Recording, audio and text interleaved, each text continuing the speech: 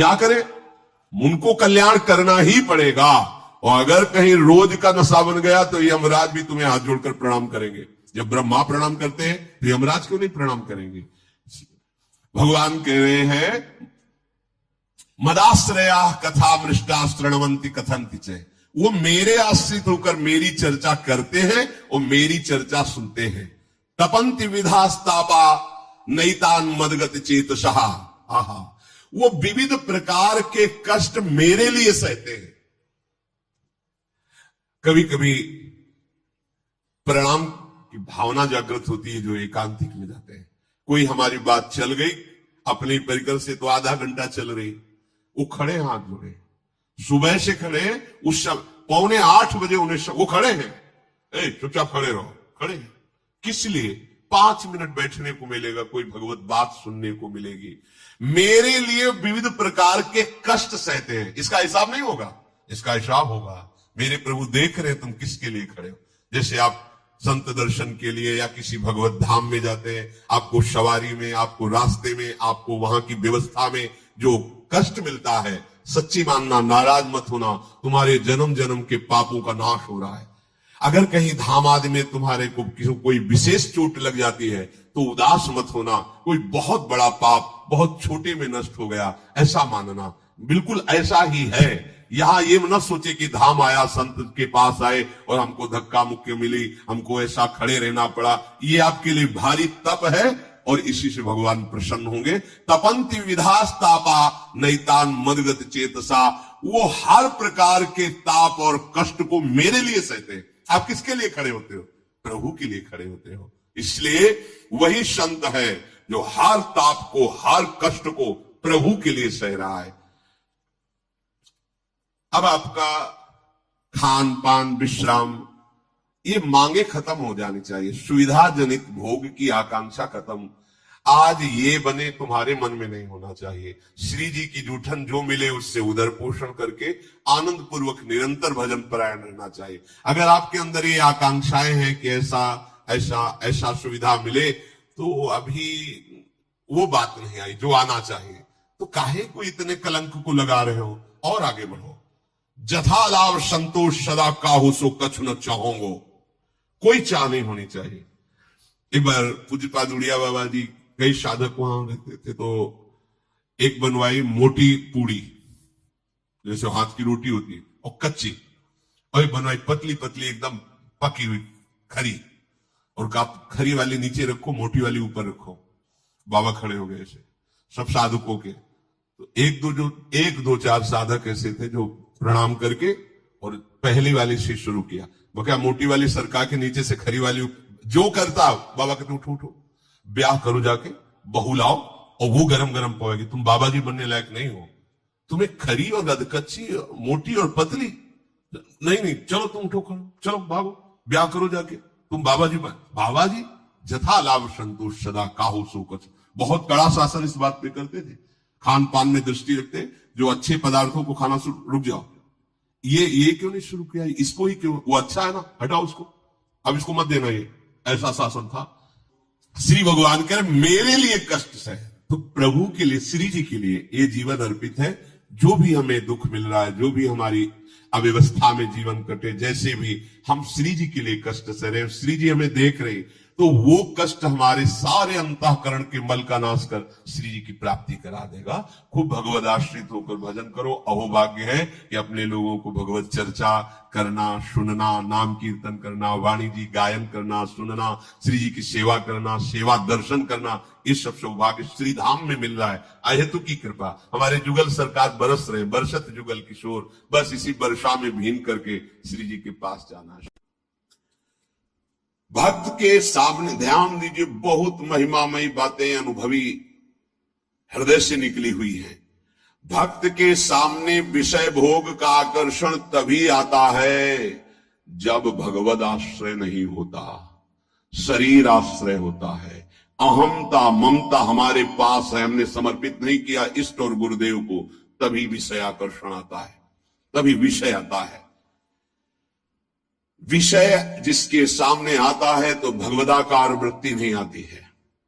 भगवदाकार वृत्ति अहमता ममता समर्पित करने वाले की अहमता ममता, कितनी जोर की ममता का समर्पण भक्तों के हृदय में होता है। भगवान ऐसी कलयुग में अगर परीक्षा ले तो कोई देने के लिए तैयार ही नहीं, लाखों में कोई नहीं तैयार हो पाएगा। बोले हमारा सिंह भूखा है, मूर्धध्वज जी की कथा। हाँ प्रभु, आपको समर्पित तन मन प्राण, अभी आरा चला क्या मतलब, गजब की भक्ति, गजब का समर्पण, अहमता ममता समर्पित है। दीवाल में चुने जा रहे हैं गुरु गोविंद सिंह के दोनों लाडले, 9 किशोर अवस्था है, अब मान जाओ, धर्म का त्याग कर दो, हमारे धर्म को स्वीकार नहीं। पूरा उनको दीवाल में चुन दिया गया, ना पिता के हृदय में क्षोभ, न पुत्रों के हृदय में क्षोभ। ये है अहमता ममता का समर्पण। जरा देखो हम भक्ति का कैसा समर्पण होना चाहिए, कैसा समर्पण किए, तो एक तरह से उपहास कर रहे हैं। अहमता ममता को हम बचाए हुए हैं और परिवर्तन चाहते तो कनेक्शन ही नहीं है। अहमता ममता का कनेक्शन ही नहीं है तो तुम्हारा परिवर्तन कहां से हो जाएगा। प्रभु को अपने सामने देखने की सामर्थ्य उसी में होती है जो भगवदाकार वृत्ति होती है। जिसकी भगवदाकार वृत्ति किसकी होती, जो अहमता ममता समर्पित कर देता है। निरंतर भगवदाकार वृत्ति रहने के कारण वो जिधर देखता है भगवान दिखाई देते हैं। यहां निरंतर विषयाकार वृत्ति होने के कारण भगवान में भी विषय दिखाई देता है। भगवान ही तो सब बने। अगर हमारी अहमता ममता समर्पित हो जाए तो इन 6 अपराधों से बच जाए जो भक्तों के प्रति होते हैं। भक्त के ये 6 अपराध तुम्हारी भक्ति को ढक देंगे। पहला, किसी भी महात्मा के वास निरूपण पर जो हम निंदा करने लगते हैं, हमारी सामर्थ्य नहीं कि हम क्या जाने वो कैसे रह रहे हैं। महाप्रभु चैतन्य देव एक दिन कीर्तन में बहुत उल्लसित होकर उन महापुरुष का नाम ले रहे थे, बार बार नाम उच्चारण कर रहे थे। हमें नाम विस्मरण है। बहुत सुंदर पोशाक महंगी महंगी पहनते थे, पान पाए, इत्र लगाए, फुलेल केशों में सजाए। बहुत वर्ष हो गए पहले चैतन्य महाप्रभु के पावन चरित्र का पठन किया था, इसलिए स्मृति नहीं उनका नाम, उनके नाम का। पुंडरीक विद्या, हाँ यही नाम है, पुंडरीक विद्या। तो गदाधर आदि जो भगवत महाप्रभु के पार्षद थे, उन्होंने सोचा कि जब महाप्रभु भाव में ऐसा उनका नाम उच्चारण कर रहे तो कोई वीतराग बड़े परमहंस महापुरुष होंगे, चलो उनके दर्शन करने चलते हैं। तो पता चला कि अमुक जगह वो आए हुए हैं। वहां तो देखा बहुत सुंदर पलंग, दुग्ध फेन जैसा, ऊपर से गद्दे के ऊपर चादर और गिरदा लगे हुए हैं, और केश जो फुलेल से सुगंध आ रही है। पान खाए तो गदाधर जी के मन में आया कि इतना विलासितापूर्ण जीवन और ये भगवत भक्त हो सकते हैं। संशय हुआ तो एक जो महाभागवत साथ गए थे तो उन्होंने भगवान श्री कृष्ण की रूप माधुरी का भरा हुआ श्लोक गान किया। जो ही श्लोक सुना हुंकार मारी, और धूल धूसरी, हा कृष्ण, और वो सब जो अब उनकी समझ में आया कि अरे महाप्रभु जो बोल रहे थे परम सत्य, वो प्रेम की अष्ट सात्विक भाव संवरण होना मुश्किल हो गया। अश्रुधारा नाक में रही, धूल धूसरी थी। गदाधर जी ने चरण पकड़े और कहा मेरे से भारी अपराध बन गया। ऐसे महापुरुष के बाहरी स्वरूप को देखकर हमारे अंदर अश्रद्धा हुई थी, दोष दर्शन हुआ था, क्षमा चाहता। कैसे क्षमा हो, तो शिष्यत्व स्वीकार किया था। चरित्र में ऐसा पढ़ा। किसी भी भक्त या महात्मा के वास निरूपण, वेश निरूपण की अगर वृत्ति आपने की तो अपराध बन जाएगा।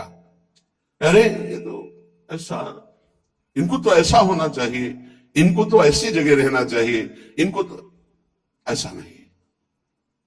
कुछ महापुरुषों की स्थिति होती है, कुछ तो उस स्थिति का दम्भ करते हैं, कुछ स्थिति होती है। हम क्या जाने कौन स्थिति में कौन दम्भ कर रहा है। जिनके वचन श्रवण से, दर्शन से, संभाषण से हमारे हृदय में भागवतिक परमाणु उदय होते हैं, उन महापुरुषों के चरणों की वंदना उनकी वाह स्थिति पे नहीं देखते। हो सकता है सोने चांदी के सिंहासन पर बैठे हो, छत्र हो, चमर डुल रहा हो, वो स्थिति ब्रह्माकार है, स्थिति भगवदाकार है, कैसे पता चलेगा? परशुराम जो आचार्य जी थे, उनके आश्रम के बाहर लिखा था, माया सगी न तन सगा, सगा न ये संसार, परशुराम ये कह रहे सगा सुसिरजन हार। तो एक लंगोटी लगाए लौकी की कमंडल लिए और भारी वैराग्य वृत्ति के अंदर गए और कहा, ये श्लोक किसका लिखा हुआ है? दोहा। तो उनका गुरुदेव का कहां है? तो गए देखे गिरदा लगा हुआ, छत्र लगे हुए परशुराम देवाचार्य जी महाराज। तो उनका, महाराज आपका श्लोक लिखा हुआ है? बोले हाँ। तो बोले केवल लिखा हुआ है या है आप में? क्योंकि उनको गर्व था कि मैं लंगोटी लगाए लौकी का, और ये तो वैभव संपन्न महात्मा है। तो बोले लिखा है माया सगी न तन सगा, सगा न ये संसार। तो आपने कहा सगा जो सृजनहार, हम तो सब माया ही देख रहे हैं। उनका आपका इशारा क्या है? बोले जब सृजनहार सगा है तो फिर माया क्या? बोले चलो आपने समझा दिया, बड़ी कृपा, चल दिए। बोले कहां चल दिए? बोले जहां ले चलो आप। वो स्थिति प्रज्ञ महापुरुष थे। चल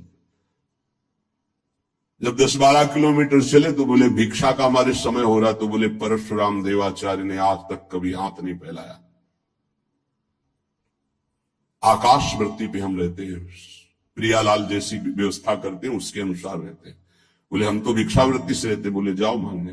बोले आपके लिए भी ले आवे, कभी किसी का सहयोग नहीं चाहा, केवल सीधे प्रियालाल से आप अपने लिए लाइए और पाइए, और जहां आपकी इच्छा वहां ले चलिए।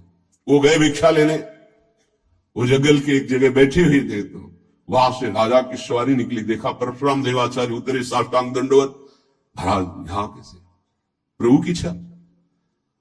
बड़े सौभाग्य की हम तो भगवान की असीम कृपा मानते हैं कि आपके दर्शन। हमारी इच्छा है कि हम कुछ राजभोग तैयार करवाते हैं, जैसी हरि की इच्छा। देर न लगी, वहां रसोईया लग गए, कढ़ाइयां। महाराज अगर यहां आप विश्राम करें, बस इशारा हो जाए तो जैसी हरि इच्छा। खुदाई शुरू, आश्रम निर्माण की नींव के लिए खुदाई शुरू, कढ़ाई चढ़ गई, बनना शुरू हो गया। वो संत आए 1 घंटे बाद, वहां देखा। बोले यहां क्या हो रहा है? बोले यहां आश्रम बनेगा, ये रसोई बन गई। उनका महाराज ये क्या लीला है? तो बोले तुम जिस वैराग्य के अहम वृत्ति को धारण किए हो, उस अहम वृत्ति का त्याग करो। वैराग्य का तात्पर्य होता है राग रहित, स्पृहा रहित होना। वो चाहे असंख्यों के वैभव में बैठा है, लेकिन राग और स्पृहा रहित है। अगर एक लंगोटी का भी राग है, लौकी के कमंडल का भी राग है, शरीर का भी राग है, वो रागी है, वो वीतरागी नहीं है।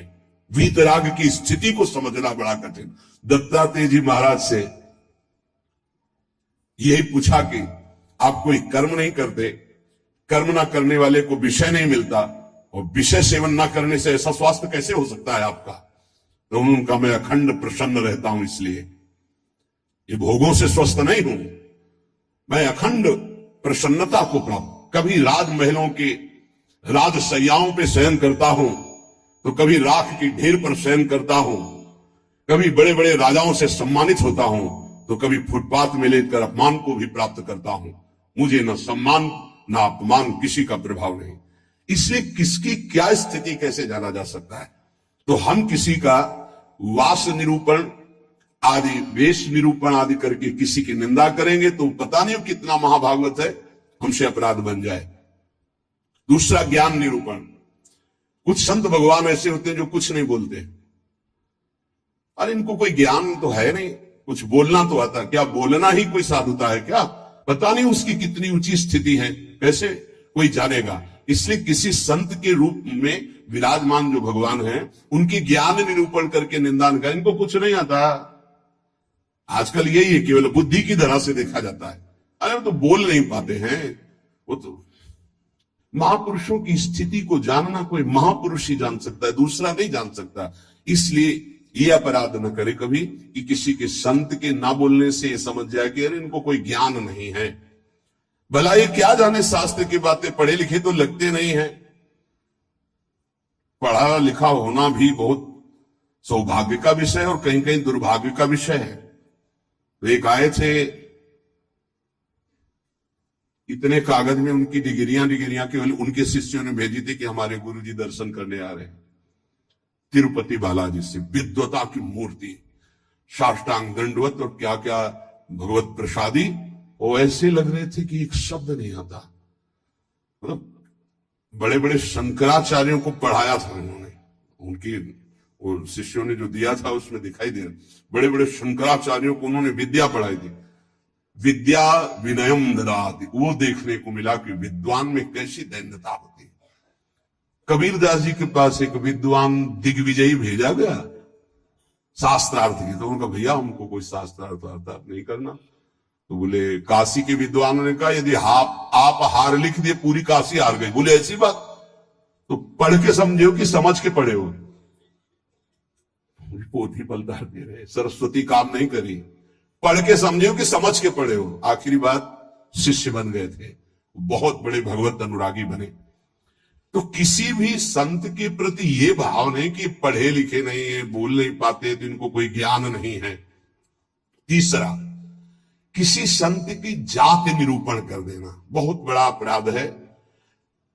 देखो ये जो जाति पाती है ना, ये धर्म का पालन करके भगवत प्राप्ति के लिए थोड़े समय तक के लिए सहयोगी। नहीं, हम आपको बताएं, एक ही कपड़ा है और एक ही पहनने वाला है, बस इतनी खास बात समझ लो। कपड़ा सबका पांच भौतिक, पहनने वाले सब अविनाशी भगवान के अंश, कोई अंतर नहीं है। बस अंतर बनाया गया है इस अंतर को मिटाने के लिए कि हम साधन पद्धति से अपने अपने धर्म का पालन करते हुए परम धर्म भगवान को प्राप्त।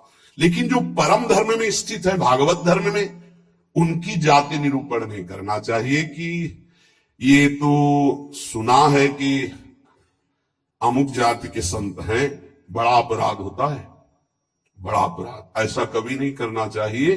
चरण रज लेके माथे पे लगा, अहो वत्सो पचतो गरियान यज्ञागे वर्तते नाम तुभ्यम। देखो राजसूय यज्ञ में पूर्णता स्वपच वाल्मीकि की पूजा करवाकर श्री भगवान ने इसीलिए करवाई, इसीलिए करवाई। सब बड़े बड़े महापुरुष आए थे, लेकिन दैन्यता की मूर्ति भगवत भाव में निरंतर डूबे हुए स्वपच वाल्मीकि जी की आराधना करवाई कि पूर्णता उन्हीं से हुई। जो दैन्य है वो महाभागवत किसी जाति पक्ष से नहीं देखा जा सकता। अरे तो ऐसा जो देखेगा तो उसके सुकृत नष्ट हो जाएंगे, पूज्य बाबा। चौथा, वृत्ति निरूपण। ये तो पढ़े ही रहते हैं, हमने कभी इनको माला लिए तो देखा नहीं, और कुछ भजन ध्यान तो करते नहीं है, इसलिए तो केवल हमें लगता है कि बस खाते पीते हैं इसी में, और कोई भजन नहीं। ये हमने संतों को देखा है। एक संत भगवान 8 बजे सुबह उठते थे गंगा नहाने के लिए, 8 बजे सुबह, पर वो एकांत में, तो लगता 8 बजे सुबह गंगा स्नान करते हैं, प्रायः 3 बजे स्नान हो। तो एक दिन जिसमें वो शयन करते थे उसमें गए, काफी बड़ा था, एकांत में आसन की। आज इनकी वृत्ति देखेंगे क्या है, बहुत ही गंभीर मुद्रा में रहते थे, पर प्रायः पूरे आश्रम में था कि ये प्रमादी हैं, सोते रहते हैं। 11 बजे तक उनको जगते पाए हम, जहां सब लेटे उनको उठ के बैठ, वो लेट गए थे, उठ के बैठ गए। 3 बजे तक वो बिल्कुल एक आसन पर, 3 बजे फिर लेट गए, 8 बजे सुबह। संतों को जानना बड़ा कठिन है, उनकी क्या दिनचर्या है, वो कैसे भाव में रहते हैं। केवल बाहरी व्यवहार देख करके उनकी निंदा कर देने से सुकृत नष्ट हो जाएंगे, भक्ति ढक जाएगी। स्वरूप निरूपण। ये महात्मा में तेज तो है नहीं चेहरे में, ये तो ऐसे ही मालूम देते हैं, कोई साधु तो नहीं, क्योंकि चेहरा नहीं बता रहा। नहीं, ऐसा नहीं है। अगर महात्मा की पहचान करनी तो तुम्हें महात्मा होना पड़ेगा। महात्मा बनकर ही महात्मा को पहचाना जा सकता है, दूसरा नहीं पहचाना जा सकता। बाहर से किसी के रूप को देखकर थोड़ी तुम जान सकते हो कि रूप तो आप गौर से देखिएगा, किसी किसी के मांस भक्षण करने वाले का भी चमकता रहता है, मलाई रबड़ी खाने से भी रूप चमकने लगता है, थोड़ा सा संयम रखे तो उससे भी चमकने लगता है। अब वो महात्मा किस कोटि का भजन कर रहे हैं, कोई रूप से थोड़ी महात्मा का लेना देना होता है। अब श्रीधर बाबा की छवि जब लगे तो आप देखना लंगोटी है और हड्डी हड्डी दिखाई दे रही, गाल चिपकी हुई, आंखें धसी हुई, आपको पता है, खुद देखे हुए हैं कि 24 घंटे भजन में मगन। तो किसी महात्मा के रूप को देख करके ऐसा कोई रूप निरूपण करेगा तो उससे अपराध लग जाएगा, और प्रायः ध्यान नहीं दिया जाता ऐसा होता। धातु निरूपण, भगवत विग्रह पाषाण का है कि ये धातु का है, सामने पूछे ये पत्थर के भगवान है कि इसमें अष्ट धातु के, घोर अपराध बुद्धि। भगवत विग्रह सामने नहीं, भगवत विग्रह साक्षात अर्चावतार भगवान है, भाव उसमें। ये नहीं कि सामने जाके पूछे संगमरमर के बनी हुई कौन सी धातु की बनी हुई भगवान है, ये अपराध।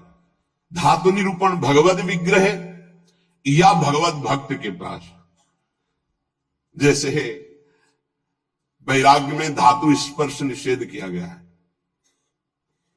या तो संन्यास में नारियल का पात्र और वैष्णव जनों में रज का पात्र, धातु के पात्र के प्रयोग का निषेध है वैराग्य में। लेकिन जो महापुरुष है, मान लो उनको सोने की थाली में पा रहे हैं, उनकी क्या स्थिति है। अब हम देख करके अपने वैराग्य का वहां भाव थोपे, वो स्थिति उनकी क्या है, वैराग्य का भाव थोपे तो फिर अपराध बन जाएगा। किस स्थिति में कौन महापुरुष है जानना मुश्किल है। सबको भाव से नमस्कार करके हम अपने भाव को सुरक्षित रखते हैं। तो वास निरूपण, ज्ञान निरूपण, जाति निरूपण, वृत्ति निरूपण, स्वरूप निरूपण, धातु निरूपण। वृत्ति निरूपण में ये भिक्षावृत्ति तो करते नहीं, केवल भंडारा खाते हैं।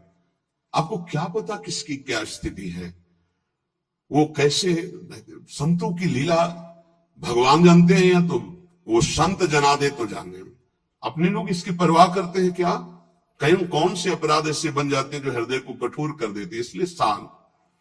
ब्रज में मुझे एक महात्मा मिले थे, उन्होंने मुझे कुछ उपदेश दिए, मैंने उड़िया भाषा में अपनी डायरी में लिखे थे। उन्होंने उपदेश दिए कि अगर ये आपके अंदर भाव आ जाएगा, लक्षण आ जाएंगे, तो आपको भगवान अपनी तरफ से आके दर्शन दे देंगे। बड़े महात्मा थे, तो बाबा ने उड़िया भाषा में अपनी डायरी में लिखा था, उसका हिंदी लिपि में यहां वर्णन है। पहला, भजन करते हुए अपने को सबसे दीन मानना, अपने आप भगवत साक्षात्कार हो जाएगा। भजन करते हुए अपने को सबसे दीन मानना, इससे कोई अपराध ही नहीं बनेगा, कोई अपराध नहीं बनेगा, लिख लेना चाहिए। भजन करते हुए साधक को अपने को सबसे दीन मानना, सबसे आदेश प्रणादपि सुनिचिन। दूसरा, किसी से भी कपट पूर्वक वार्ता व्यवहार ना करना। निष्कपट व्यवहार करने में क्या जाता है, अपने भगवत मार्ग के पति के, चाहे गृहस्थी हो चाहे विरक्ति हो। कपट का मतलब होता है अंदर कुछ और है, बाहर आप कुछ और दिखा रहे हैं। ये नहीं होना चाहिए। जो अंदर वो सीधे बाहर, जो बाहर बोल रहे हैं वही आपके अंदर चलना चाहिए। मुई कपट छल छिद्र न भावा, भगवान कहते। तो कैसे दर्शन दे देंगे आप कपट पूर्वक व्यवहार करते। निष्कपट व्यवहार, कपट पूर्वक व्यवहार ना करना, ये दूसरा। तीसरा, अपनी जिह्वा से कभी असत्य भाषण ना बोलना। इसका बहुत नारायण स्वामी जी ने भी इस पर बहुत जोर दिया था कि जिस जिह्वा से नाम जप करते हो झूठ नहीं बोलना चाहिए, तभी नाम सिद्ध होगा। नाम तभी सिद्ध होगा, नाम सिद्ध होने का तात्पर्य बिना प्रयास के चले। ये सत्य भाषण भगवत स्वरूप है। सत्य बोलने से बढ़कर कोई पुण्य नहीं संसार में, और झूठ बोलने से बढ़कर पाप नहीं। असत्य सम पातक पुंजा। चौथा, जो तुम्हारे सामने आवे और तुमसे बात करे या दृश्य दिखाई दे, उसे तत्काल पहले मन से प्रणाम करो। बिना प्रयास के भगवत साक्षात्कार हो जाएगा। चराचर जगत में जो तुम्हारे सामने, जैसे कोई व्यक्ति आया है तो राधा वल्लभ लाल जी आपकी जय हो, अंदर से मेरे प्रभु, अब बात करो। कोई भी कुछ भी, पहले प्रभु, ये वस्तु पहले नहीं थी, प्रभु थे, और ये बाद में नहीं रहेगी, प्रभु ही रहेंगे। तो वर्तमान में हम वस्तु के अंतर्गत प्रभु को देखते हैं। पांचवा, न मेरा तन है, न मेरा मन है, न मेरा धन है, न मेरे प्राण है, ये मैंने सब कुछ प्रभु को समर्पित कर दिया। धैर्य पूर्वक देखिए। अब आपको क्या चिंता रह गई? जब तन प्रभु को दे दिया, मन प्रभु को दे दिया, अपना सर्वस्व प्रभु को दे दिया, तो बोले इसका फल क्या मिलेगा? ये यथामाम प्रपद्यन्ते तास्ततो भजाम्यहम्। प्रभु अपना सर्वस्व आपको दे देंगे, अनुभव में आ जाएगा। प्रभु अपने आप को दे देंगे। अति उदार करुणा वरुणालय प्रभु। अगर आप थोड़ा सा भी अपनापन करेंगे तो उनका थोड़ा सा अपनापन बहुत बड़ा होता है। अपने तन मन धन सर्वस्व पर अपना अधिकार न करके अपने प्रभु का अधिकार। छठवां, एकमात्र पूर्ण श्रद्धा अपने आराध्य देव में, मेरी लाडली, मेरे प्रियालाल। सातवां, सदैव पराधीन रहना। अगर गुरुदेव के अधीन हो, इष्ट देव के अधीन हो, तो माया तुम्हें अधीन नहीं कर पाएगी। अगर इष्ट देव और गुरुदेव की अधीनता स्वीकार नहीं करोगे तो माया अधीन कर लेगी।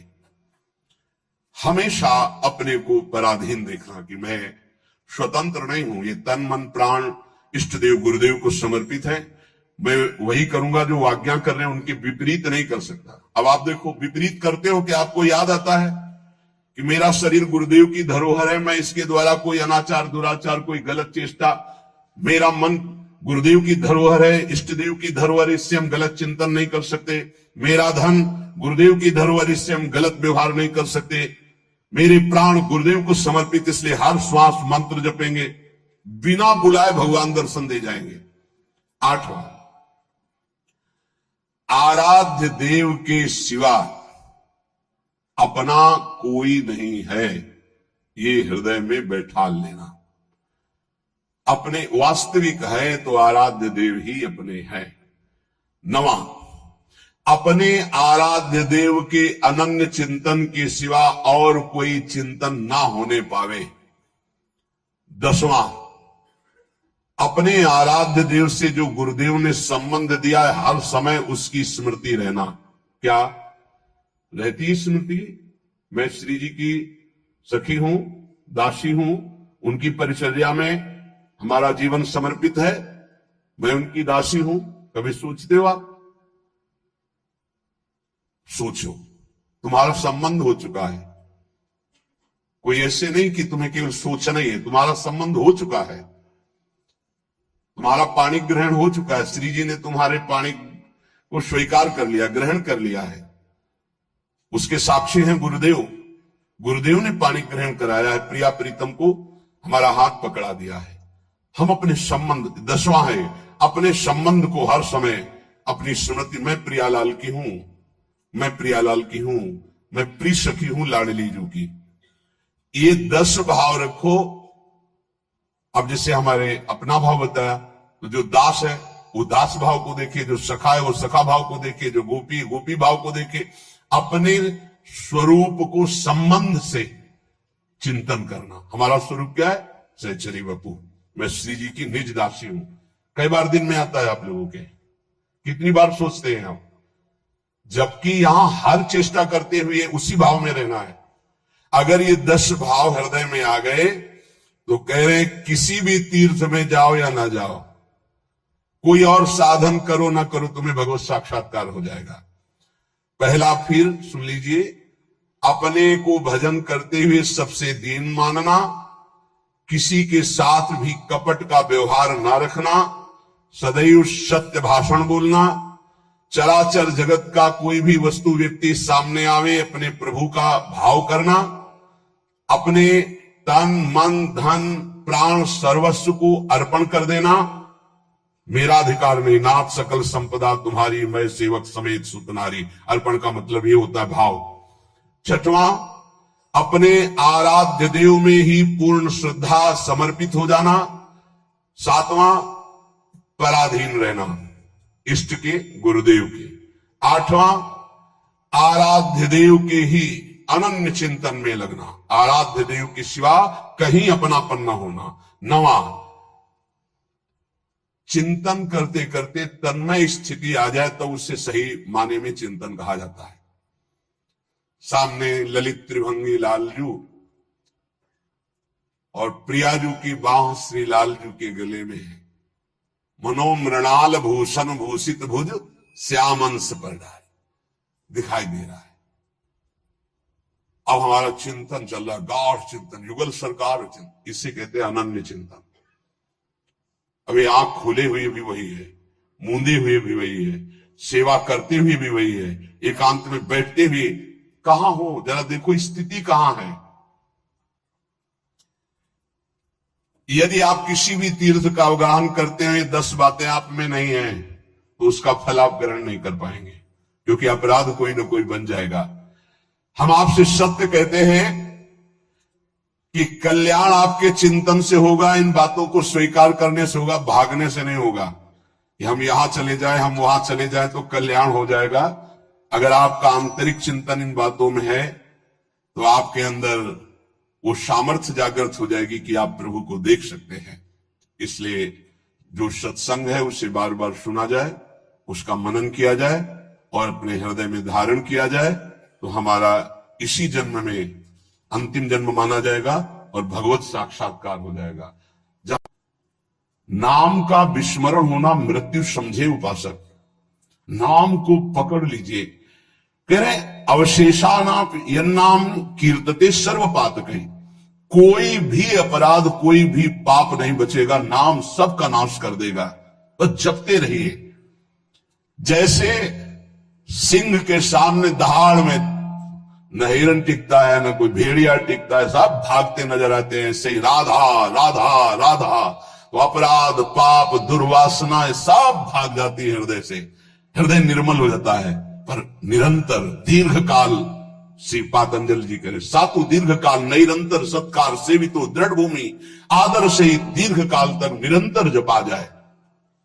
यन्नाम कीर्तनम भक्त्या विलाप मनुमत्तमम, मैत्रेया शेष पापानाम धातु नामी उपावकः।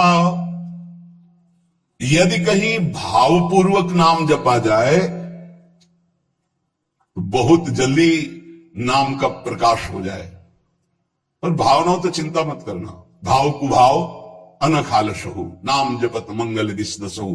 पर यहां कह रहे हैं यदि भावपूर्वक जपा जाए तो आंसू निकलने लगेंगे, राधा राधा राधा, और रोने का मन होगा। ऐसा आपसे पूछा जाए क्यों रो रहे हैं, तो आपके पास कोई उत्तर नहीं होगा। मुझे कुछ याद आ रहा है या किसी या कुछ नहीं, आप उत्तर नहीं दे पाएंगे, बस आंसू चल रहे हैं। सर्वोत्तम साधना नाम की, जैसे धातु को शुद्ध करने के लिए अग्नि में डाला जाता है, जलाकर मल रहित कर देती है, ऐसे नाम से एक अग्नि पैदा होती है, साधक उसको सहे। जब अग्नि जैसे होती तो ताप होता है, ऐसे नाम जपने से हृदय में एक जलन पैदा होगी जो तुम्हारी दुर्वासनाएं छुपी हुई उनको भस्म करेगी। उस समय आप विचलित मत होइएगा, गंभीर धैर्य पूर्वक उस ताप को सह लीजिएगा। विश्वास कीजिए अनंत जन्मों की जलन मिट जाएगी अगर सह गए। अगर मनुष्य नाम के बल से इस जलन को सह जाए तो फिर नरक यंत्रणा, मां के गर्भ में जाना, ये सब खत्म हो जाएगा। देखो हम बड़े बड़े कष्ट